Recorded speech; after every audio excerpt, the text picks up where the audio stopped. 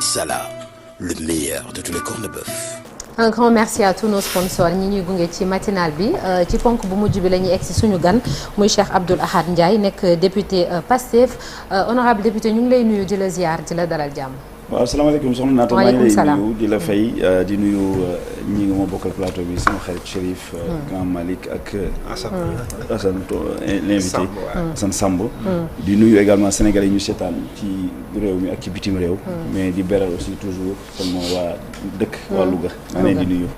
di leen ziare bu baax a baax merci beaucoup merci honorable ñu ngi leen di nuyu itam waa Louga Chérif ñu bàyyi la nga door waxtaan bi waaw waxtaan bi de assemblée lañ koy tàmbale am na coow lu fa jot nag depuis démb ndax kenn seen collègue ngeen bokk groupe parlementaire di Guy Marius Sagna du doon tirer bilan session bi ba juróom-benn weer lim def moom en tant que député wante ba mu paree nag am na lu mu remarqué ne nous devons rompre avec les pratiques d'un autre âge conforme à l'exigence de rationaliser les dépenses mu jàpp ni assemblée nationale am na loo xamante ne ma ngi fa woon di fa nekk am na bi mu ci njëkk a cité bokk na ci li nga xamante ni kon sukkaru koor député yéen da leen a joxoon sukkaru koor ci weer bi passé donc non mais man coow li sax dafa bëggoon a yëngal sama kër man parce que man soxna yi nee nañ ma ndaxate dañu la jox suukaru koor te gisuñu ko man leen ma foo ko dugal quoi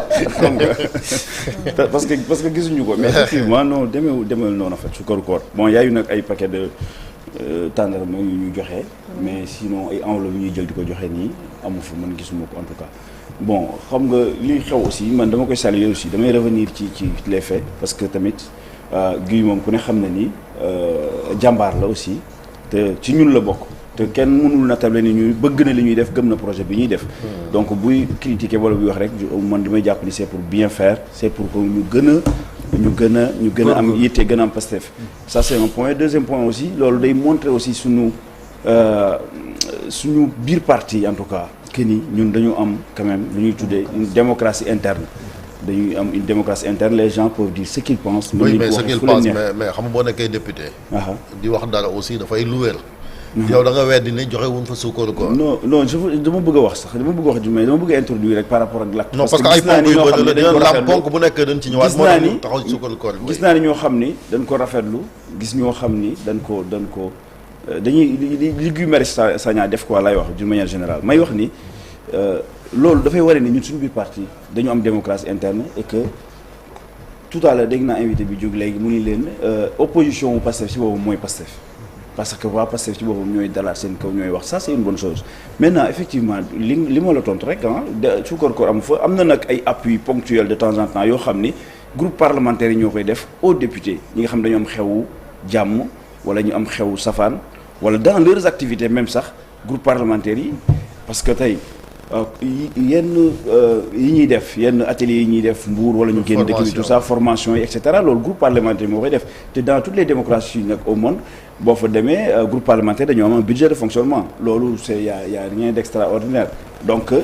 effectivement nag li ci Guy Marius Sagna wax mooy le fait que amagul rapport te pourtant le rapport existe parce que commission comptabilité bi nga xam ne moo war a gérer rapport yooyu noonu muy xaalis bi nekk ci interne dans l'Assemblée boobu noonu depuis 35 ans quand même 35 ans parce que li tax ñu naan 35 ans le plus vieux conseiller de El Malick bu nekk foofu noonu ci Assemblée nationale depuis 35 ans mu nga fa commission comptabilité musul réunir pour la première fois lay doog a réunir doog a def un rapport te bi muy def rapport c'est parce que le président de l'Assemblée nationale avait demandé à ce que les questeurs ceux qui gèrent la comptabilité de faire le travail nécessaire pour que au mois d'avril commission bi mën a def ñëw def audit te ils l'ont fait. Le rapport devait être présenté cette semaine mais faute de salle pour vous dire que les problèmes qu'on est en train de vivre à l'Assemblée nationale salle sax amuñu ko donc effectivement loolu pour man c'est ni noonu la Assemblée nationale lay doon waxee maintenant nag Guy ñu ngi koy defee nii man Guy sama waaye la mën naa ni sax moom laa gën a jege que président Assemblée nationale parce que man ak moom am nañ combat yu bari yoo xam ne ñoo bokk dem ci GCO par exemple Lompul ñëwoon naa fii di ko wax man ak Guy Marius Sagna ñoo ko bokk bokk ay yenn kii yu bari mais d'accord uma ci ni ñuy defee parce que man je pense que ni en interne on a des cadres d'échange yoo xam si mën nañu fi échanger lu ñu bëgg a wax jarul dem ci espace public pour wax yenn yoo xam ni c'est discutable et que sax peut-être que parfois c'est demeewul noonu en fait parce que commission bii nii par exemple Guy Marius Sagna ci la bokk masuñu daje te pourtant daje nañ benn yoon dajewaat te Guy Marius Sagna ci la bokk te présent wul donc pour man loolu d'accord moom commission ban commission mooy commission comptabilité bi war a vérifier li nga xam ne mooy xaalis yooyu muy wax noonu en interne Assemblée nationale nag Chérif dund gi muy dund actuellement nii man xaw ma ñi fi nekkoon mais très sincèrement man gisuma fa loo xam ne si ni jaarul yoon parce que lu fa nit jël da ngay ñëw signer ñu la koy daggaat wala ñu xam nuñ koy gérer mais lépp tout est clair par exemple li ñuy wax ci xaalis bi fi gars yi jël 300000 yi gars yi joxe ci tabaski mais prêt la groupe parlementaire moo bind daal ni ku bëgg ñu defal la ab de 300000 ñu koy jël ci sa weer xam nga loolu moo fa am donc mayuñ leen ko non mayuñ ko ci salaire bi non loolu avance sur salaire la je pense que fii sax TFM avance tabaski la je pense que fii TFM sax dañ koy def donc vraiment pour man loolu laa moom ci lu may wax dama bëgg aussi wax d'une manière générale rassurer les populations xamal leen ni leen très sincèrement nit ñi ak ñi ñu fal ñi ngi góorgóorlu bu baax a baax te dans des conditions extrêmement difficiles parce que man député là damay dem sama département presque week-end bu jot dama instauré lu may tuddee permanence mobile di déplacé wu di gis les populations chaque semaine di wax ak ñoom kon yow soxla nga oto yi de wala mais actuellement sama oto bopp laay yóbbu man par exemple kon oto yi faaw ñu jëndal leen ko non mais xam nga man actuellement oto bi ma yor nii man ça coûte 2 fois oto yi ñu bëgg a jëndal sama xaalisu bopp la te pourtant moom laay dawalee moom laay demee ci àll bi adéquat wul tey lampe yëpp a ngi tàkk et cetera bu ma amee oto bu gën a adéquat moom a gën a effectivement et loolu et puis dafa am boo xam ne aussi suñu culture Sénégal la c'est vrai que nag Sénégal suñu tekki dafa imaginaire u tekki mooy am kër am oto et cetera oto c'est vrai que am 4x4 am 4x4 et cetera c'est vrai que oto dafay dem ba mel ni luxe mais oto pour man moyen de travail la te aussi les députés pour qu'ils soient efficaces dans leur travail parce que man je connais des députés yoo xam ne par exemple bañ leen falee ba léegi demaatu wuñ seen département wala benn yoon lañ fa dem faute de moyens faute de véhicules pour se déplacer mais am nañ indemnité de transport non amul indemnité de travail bien sûr am na 900000 indemnité de transport mais 900000 yooyu noonu depuis le mois de janvier kenn jotu ko benn yoon lañ ko mooy jot mooy mois de décembre parce que président El Malick bi dafa woo députés yi ni leen écoutez indemnité de transport mënatu la am parce que damay jëndee oto te loolu sax am na lu ko jiitu mooy réunion boo xam ni gi maa ngi ko dégg mu ni kenn deful réunion. waaw foofu wax na ne amul concertation amul loolu aussi amul maanaam ci njëndum oto yi diisoo amul. non loolu amul gi wax na ko. non loolu amul parce que mois de décembre gis nga groupe kii comment il s'appelle le président groupe parlementaire Takku Wallu. Aïssata Tall Sall ak Abdou Mbow. Ils ont attaqué Pastef en disant que da ngeen a bëgg a jënd ay oto. Comment ils ont fait pour savoir cette information là parce que ils ont été informés. Et que ñun au sein de notre groupe parlementaire on a fait une réunion effectivement boo xam ne wax nañ ku bëgg oto ak ku bëggul oto y en a qui avaient levé la main pour dire que man soxlawuma oto parce que am naa oto. am na ñu ni bëgg nañ oto et d'ailleurs foofu sax ci la ñu décidé ni les présidents de commission yi nga xam ne am nañ oto par dootuñu amaat oto. pour man daal en tout cas dama bëgg wax ni leen Pastef les patriotes li ñu jaay Sénégalais yi actuellement ci lañu nekk et le président de l'Assemblée nationale moo ci jiitu xam nga wax nag mu indi wax parfois parce que da ngay leeral yu bari quoi président de l'Assemblée nationale El Hadji Malick comme je l'ai dit tout à l'heure man guy laa gën a jege que El Malick parce que peut-être que pour des raisons politiques et cetera te pourtant mais li may seere ci moom mooy un homme vraiment très intègre boo xam ne man mën naa joxe un exemple premier voyage am bu mu dem à l'étranger man la àndal en tant que président délégué auprès de l'UIP Union interparlementaire Ouzbékistan bu muy ñëw na ba atterrir te réservé guñ ko hôtel xam nga lan moo doon problème man en tant que président délégué le chargé de protocole m'a dit que ni hôtel bii lañ bëgg a réserver parce que hôtel boobu noonu mooy hôtel bi nga xam ne ci suuf ci la congrès bi di amee ci la président assemblée nationale yëpp nekk parce que 42 présidents assemblée nationale ñoo fa nekkoon mais bu ñu ko waxee le prix président bi dafa cher du ko jël du fa nekk il a fallu man maa mujj menacer le chef de protocole ni ko su ko fayul man maa koy fay personnellement parce que fii la war a nekk fii mooy dayoom fii la war a nekk te fii aussi fii la congrès bi xewee pour par des mesures de sécurité fii la war a toog donc te pourtant dafa refusé woon et su ma juumul sax moom moo ko fayal boppam te maa ngi dégg sax ñuy wax ne Italie récemment bi ñu demee Italie la moitié de l'hôtel moom moo ko fayal boppam ci poche boppam donc en fait nit ñi ak le président de l'Assemblée nationale ak ña fa nekk ñi ngi def beaucoup d'efforts ci yaxanal li nga xam ne ñoom la ne askan wi dégg màkk yi nag génnee na aussi da ngeen doon séddoo ay billet màkk foofu waaw xam nga non bon gi man xam naa ne il fait de l'animation mais quand même yéen xam ngeen ni la motivation nous dans notre programme politique on n'a jamais dit que on va arrêter de motiver les agents du service public on n'a jamais dit que ni dañ leen di sonal wala ñu leen indi ay problème. loolu machine de café. non xam nga peut-être pour des mesures de rationalisation rationalisation temporaire mën nañu ko wax mais on n'a jamais dit que ni duñ motiver les agents du service public. Agence boo dem. Il y a des types de motivation yu femmes. Il y en a qui organisent des colonies de vacances pour les enfants, il y en a qui organisent des billets de Makka, il y en a qui organisent même des vacances. Assemblée nationale aussi, loolu lu ñu fa fekk la ñuy motiver les salariés ñi fa nekk, le personnel, les députés y compris ña fa nekk. Mais personnel bi. Donc ce qu'ils ont fait, c'est que am na ay billets yoo xam ne si tirage au sort lañ ko def ñëpp inscrire. ñu def tirage au sort ñi génn ñu jox leen billet Makka motivation la. Maintenant si on trouve que ni c'est excessif wala war nañu ko war a bàyyi et cetera. Après loolu c'est un autre débat. Mais en tout cas c'est en toute légalité la ko gars yi def. Mais honorable vu li nga wax fii nii yëpp on se pose la question ban intérêt la Guy Marius Sagna am kon di wax yëpp bu fekkente ni lu ci bëri amul. wala voilà surtout ça ban intérêt la am finalement parce que ñu ngi gis kenn ku bokk ci yéen tam naan que moom Guy Marius Sagna dafa am agenda caché. ban intérêt la am finalement mais bon agenda caché c'est trop dire pour man peut-être xam naa dañu am ay jafe-jafe yu ñu war a régler mais non c'est pas un agenda caché c'est-à-dire que c'est sa façon d'être c'est sa façon de faire de la politique Guy Marius Sagna ku ne xam na ni il nous a rejoint parce que il était avec les jeunes de FRAPP il était dans FRAPP quoi donc effectivement ils ont une manière de faire et aussi Guy a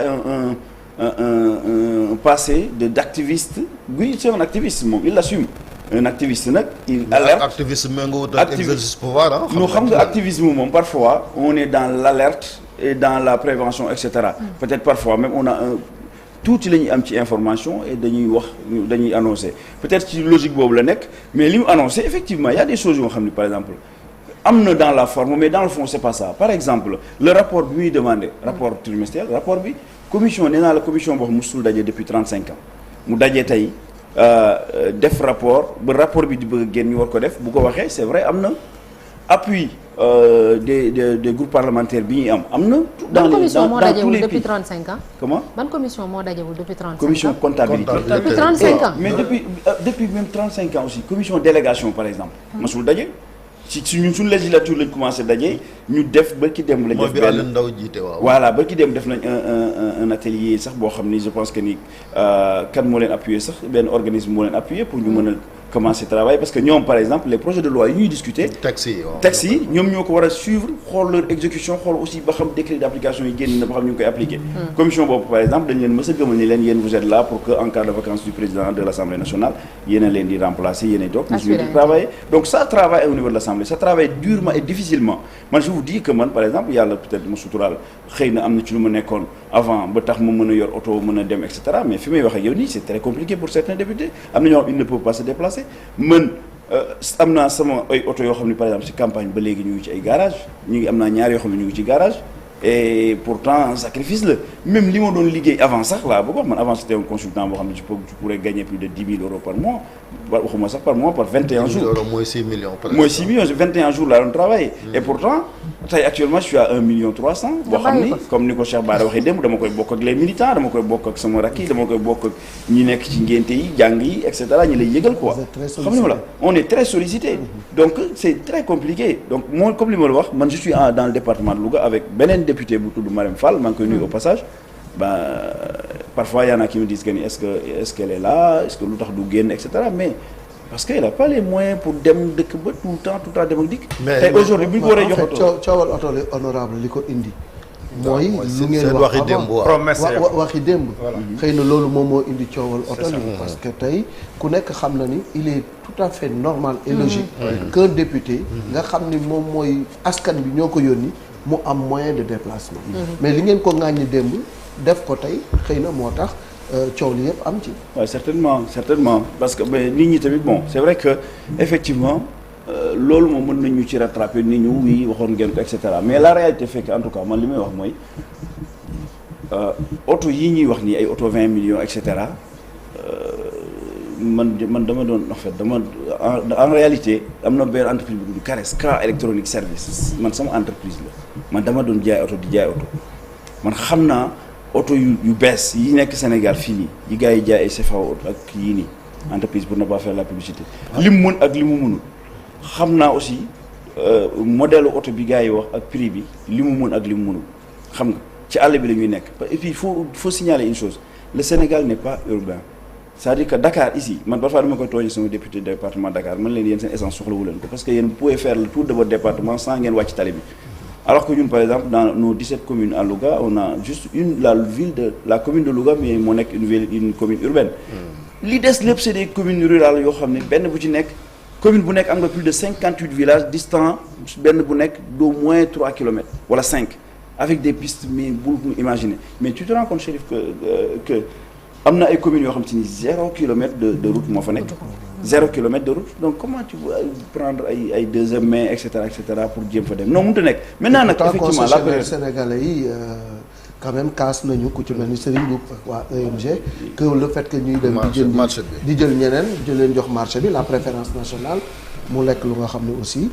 vanté woon ngeen ko ci ay jamono. waaw peut-être que gars pour des raisons de qualité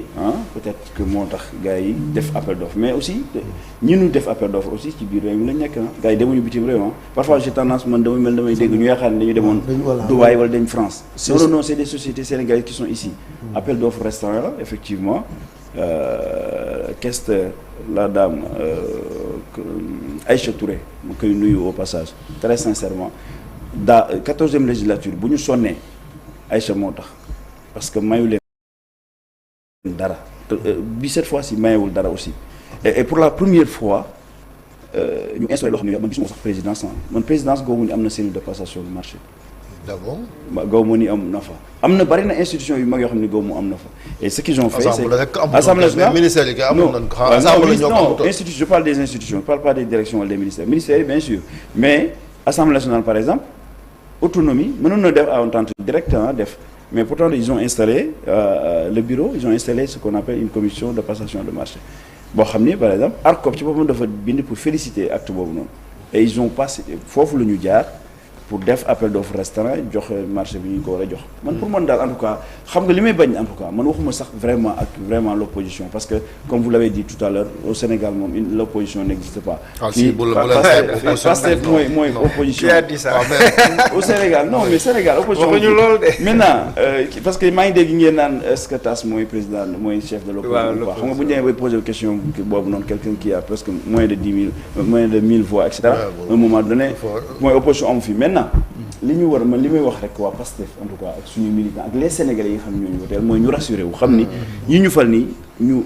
bëgg réew mi lañ ñu ragal yàlla lañu ñu bëgg lu baax lañu. erreur nag du ñàkk quoi parce que nul n'est parfait et que dans les ku xam état dëgg-dëgg da nga xam ni il peut y avoir parfois des entorses wala des mais li leen di reprocher c'est le train de vie de l'État.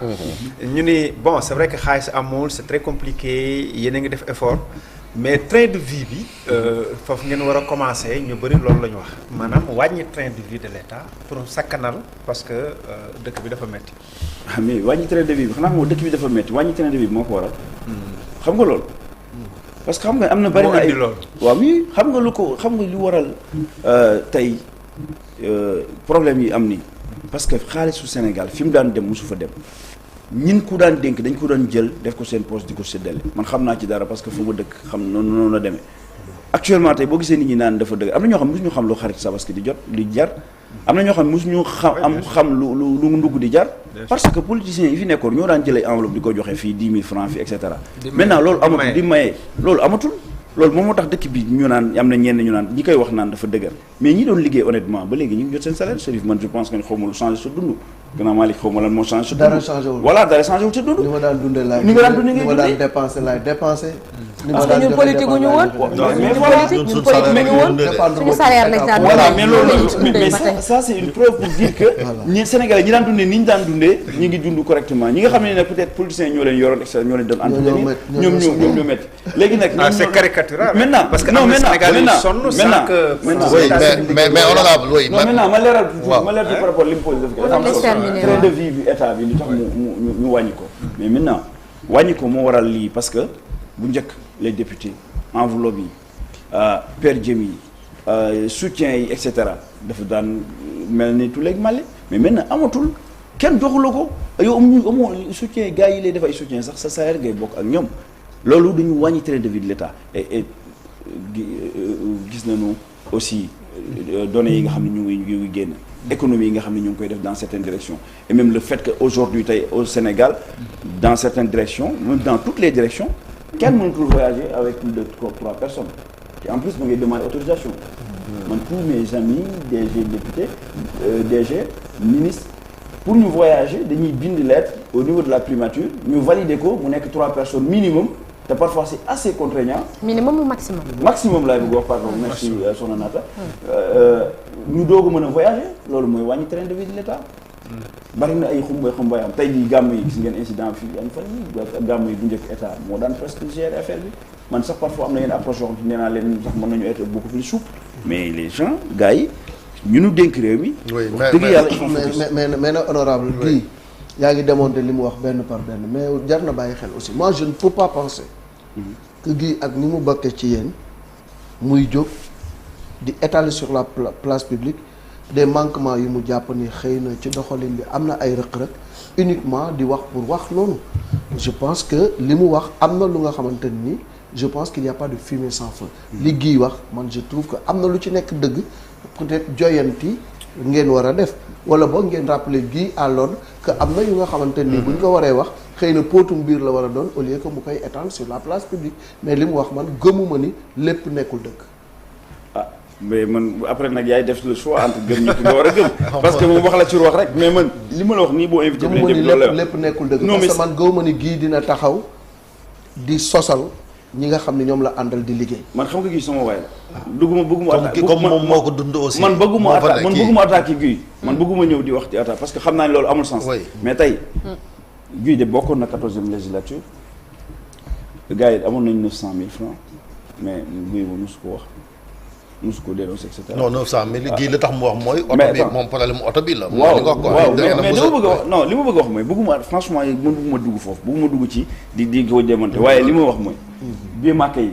Mali wax naa la nii la c'est la motivation bi nga xam ne am na fii am na fépp et c'est en toute légalité ñëpp ñoo ci bénéficié wu jardinier bi ba ca président de l'Assemblée nationale 70 la daan doon ren ñu wàññi ko sax ba 30 donc kon yaxanal am na fa procédure am na fa leer na lu ma la wax ci wàllu oto yi réunion amul kenn waxtaane wu ko mais ça c'est loolu mais est-ce que jekk na Pastef ak li ngeen doon jaay ñu nekk ba 1 an au pouvoir rek affaire privilège parce que Ismaïla lan moo tax non Ismaïla Diallo réponse am bind na benn texte yëmul rek ci ne dafa am agenda caché bind na benn ne Guy day émarger fële ci parlement CEDEAO di mos fii également ci loolu ci d'accord ak Ismaïla Diallo ci point boobu c'est-à-dire que Guy député de la CEDEAO la am na ay loo xam ni waa CEDEAO ñoo ko gérer dafa ànd ak moom xëy na moom mer na ci ni Guy defee parce que tamit président de l'Assemblée nationale c'est vrai que El Hadji Malick c'est lui le président qui gère l'institution, qui représente l'institution. Ismaïla, c'est lui aussi qui est le premier vice-président, qui est dans les affaires administratives et qui se donne beaucoup de tâches, beaucoup de peine à faire son travail correctement. Par exemple, ñoom bu ñuy bala ñu ñibbi 20h et cetera waa bureau bi. Maintenant, c'est vrai que gis ni mi ngi doon travailler par exemple ci benn rapport des commissions war ko présenter cette semaine et cetera. Guy génn mën na ko énervé peut-être moo tax mu jël position yooyu noonu moo tax ma ni la d'accord ma sur le fait que muy wax ni wii am nay kii mais dans le fond Ismaïla li muy wax moo am c'est-à-dire que nit gars yi fi nekk fee boo leen peut-être énervé leen day yomb parce que ils font beaucoup de sacrifices dañuy def effort bu bari di travailler te xoolal 900 000 yooyu ngay wax noonu amul depuis mois de janvier mais Chérif teewul député yi kenn absenté wu ñëppay présent ñëppay ñëw liggéey. loolu moom c'est bien. contrairement ak li fi amoon. absentéisme bu extraordinaire la ñu gisoon ci député yi mais discipline aussi dafa war a am ci ñuy ànd surtout au-delà di waxuma sax président mais am ngeen président groupe parlementaire maanaam lii nii ngeen di siwal ci penc mi ba askan wi di leen àtte. non c'est pas grave. si c'est grave c'est très grave. non c'est pas grave dans le sens où man moom dama am benn culture parce que tamit xam naa li ma nekkoon bitim réew moo tax nekkoon dëkk bu mel ne France nga xam ni. tous les jours dañuy nit ñi parfois sax dama naan Sénégal dañoo gaaw a yëkkati dañoo gaaw a xeex wala dañoo gaaw a wax lu safaan parce que parfois gis naa ni débat yi du sori du ñu waxante ay baat yu bari sax ñu commencé jàllante ay baat mais bu dee yenn dëkkituwaay li ma seetlu mooy débat moom dañ koy def ba mu tàng ba nga ñaaxee ni ñii dinañ xeex te duñ mos a laal. mais ay détournement moom fu ñu ko tuddee rek foofu moom justice sa cee dugg léegi ñu exactement mais lu ma bëgg wax sax si loolu mooy par exemple débat interne yi di am nii Guy li mu soulevé nii man je veux que dans 3 mois bu gisaatee ay incohérences mu wax ko. on passera par ici aussi clarifier askan wi lan mooy incohérence. mais vous-même vous reconnaissez que ni amul kon kay du incohérence parce que nee nga amul. non mais déggoo ma la dans la forme comme par exemple s'il y a pas de rapport dans la forme il a raison le rapport n'est pas là mais dans le fond je suis venu vous expliquer comme quoi que rapport war nañu ko présenter man amul benn intérêt ci di wax loo xam ne tey suba gi bu ñëwee di ko dindiwaat. xam nga li ma la wax xam nga exemple mi noonu laa lay jox bii makkay dans la forme il a raison les bii makkay sont là mais est-ce que c'est illégal wala est-ce que gars yi dañoo nekk ci bamboula di kii est-ce que réduction bi ci am 30 bi wax na ko est-ce que le fait que du jardinier jusqu'au président de l'Assemblée nationale le fait que ñoom ñëpp ñu concerné est-ce que wax na ko à un moment donné loolu laay wax dans le fond dans la forme il peut avoir raison mais dans le fond te loolu nag je pense que ni jarul sax effectivement jarul mu agsi ci espace public bi parce que en interne suñu waxoon beaucoup de choses pourraient être claires mais nag comme da doon def son rapport de 6 mois d'activité parlementaire peut-être moo tax mu dugal ko ci amul temps wu discuter et cetera et en plus cette semaine dafa nekkoon CEDEAO peut-être loolu moo tax mais man bu ko doon am lu ma koy conseiller man ñaari conseil la am benn bi mu jëm ci Guy Marius Sagna c'est-à-dire li nga xam ne si ni mën nañu ko waxtaan en interne parce que man dama jàpp ni nit parfait wul quoi parce que tout le temps ma xëyee man sama jëmm ji laay njëkk a douter donc te xam naa ne mën nañ def erreur mën nañ def ay kii donc bu amee looy wax man da nga koy wax mais en interne nga ko ki nga concerné gis nga le ministre bi mu bindoon fan yële di ko wax ne ko dangaa jël ay kii Moustapha Guirassy yàlla xam na ni man j'ai vu un circulaire boo xam ne da doon wax ci wàllu ouverture de compte pour les écoles j'ai appelé le SG du ministère ma ne ko mais gis naa loo xam ne si ni baaxul connerie la et puis techniquement c'est pas bon et puis même sur le plan de la souveraineté c'est pas bon parce que opérateur bi ñu ko doon defal sax c'est pas trop sénégalais SG bi ma ko wooyee dafa maa ngi lay rappeler 5 minutes après c'est Moustapha Guirassy lui-même le ministre qui m'a appelé wallahi dafa sonné sama téléphone Moustapha Guirassy le ministre mu ni ma laat j'ai reçu les alertes que tu as fait au SG effectivement tu as raison qu'est-ce qu'on fait parce qu'on aurait pu faire mieux mais on a des contraintes parce que y a eu des interdictions il y a eu des fermetures de comptes yoo xam ne ça a été ça a été demandé par l'État du Sénégal mooy état bi génn xam nga interdiction yi dafay nekk des arrêtés pour dire que ne bu leen def lii bu leen def lii donc mu ni ma aw ma choix moo tax ma ñu defoon lii nii mais qu'est-ce qu'on fait ma ni ko mais il faut trouver une solution peut-être que il faudrait me mettre en contact avec quelqu'un et je l'ai mis en contact avec le directeur de la BNDE Mamadou Faye un ami que je salue au passage et ñu waxtaan téléphone et ils ont trouvé une solution xam nga un moment donné en interne on est beaucoup plus efficace on est beaucoup plus sobre et sauf que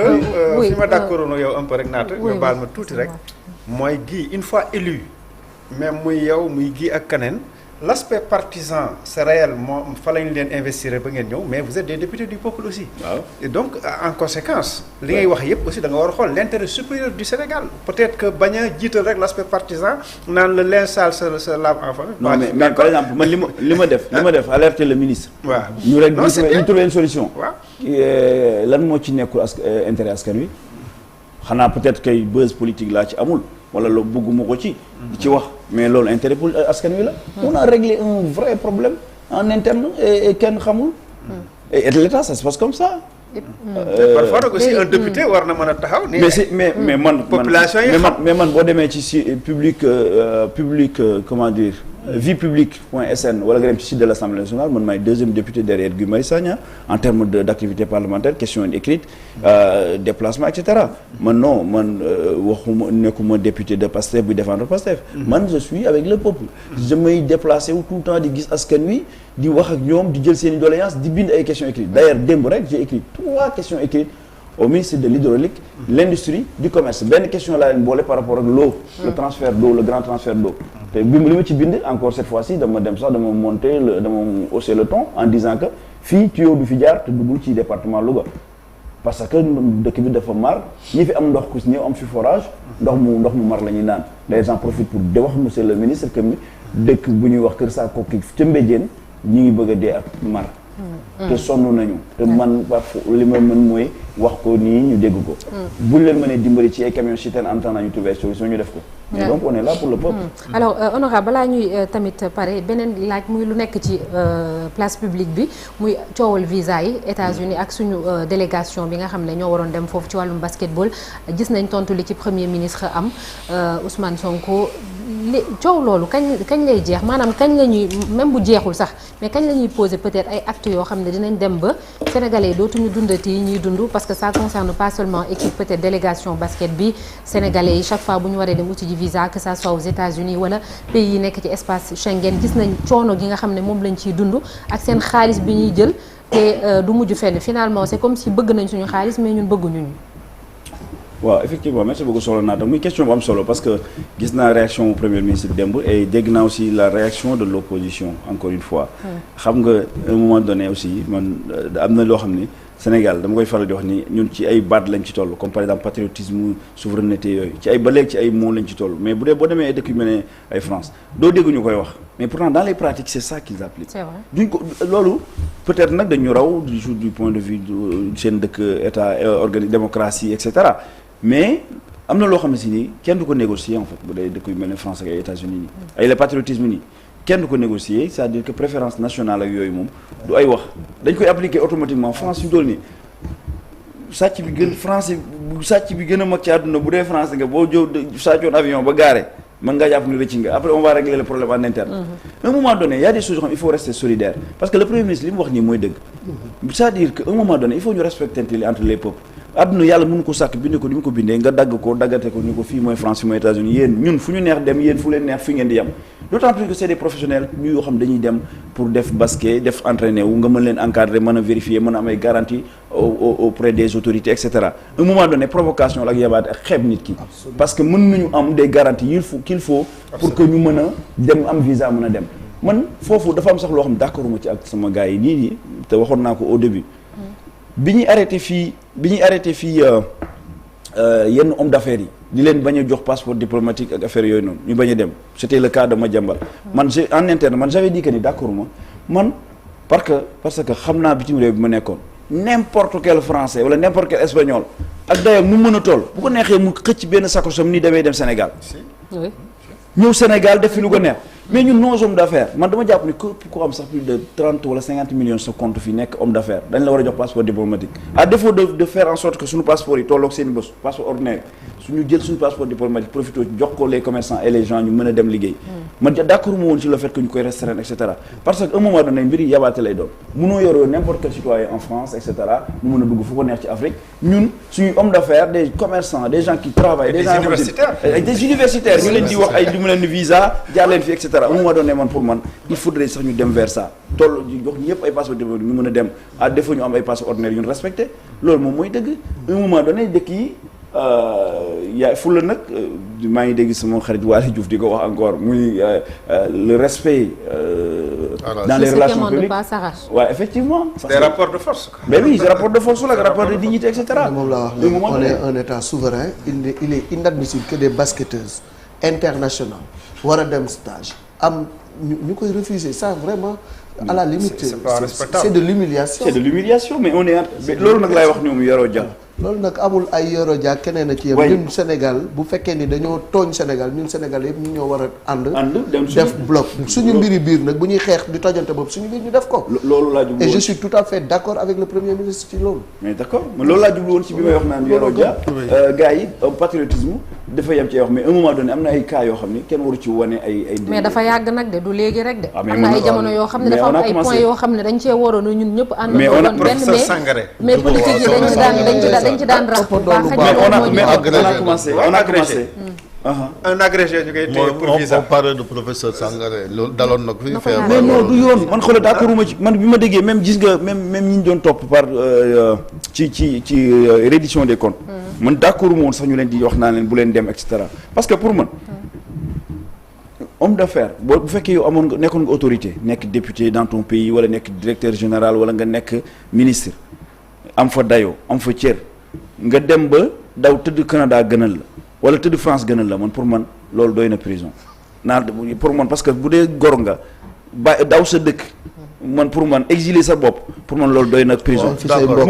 bàyyi fi say mbokk bàyyi fi say business bàyyi fi sa lépp bàyyi fi sa teraanga dafa métti looloo gën a métti pour man moo tax ma ni woon gars yi bu leen téye muy benn ñaareel bi mooy dama jàppoon ni encore une fois comme li ma doon wax ay kilifa lañ yoo xam ne nañ leen bàyyi ñu dem régler ci seeni problème dem bitim réew dikk parce que dëkk fulla ak lu ñuy wax li wolof naan ñoŋal say autorité loolu yaa koy may sa bopp yaa koy may sa yaa koy jox say nit